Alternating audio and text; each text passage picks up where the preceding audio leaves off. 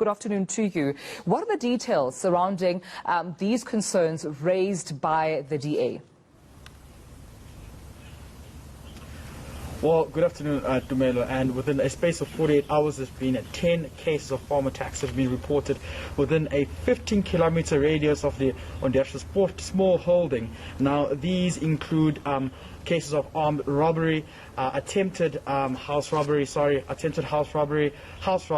and attempted murder logged with local police. And this comes at a time, of course, whereby we are told there's been a shortage of community police forums patrolling around some of these areas during the lockdown. But joining me right now is a community member, Mr. Hannes Kutsia, who's been following most of these incidences that have been taking place on some of these small holdings, who's going to be talking to us right now.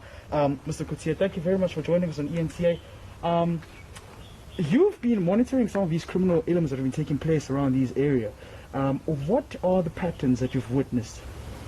Pule, thank you very much.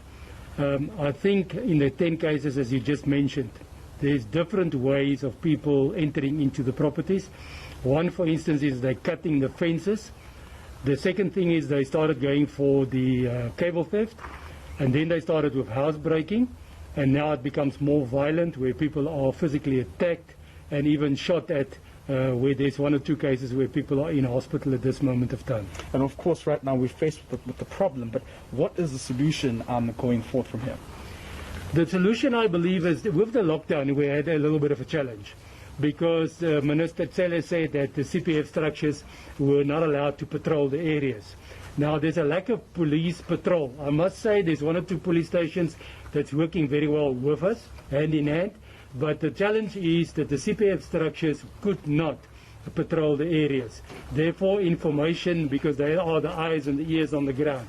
What has happened now with the lockdown is they released the CPF structures, and this is now where we started finding these problems on the rural areas.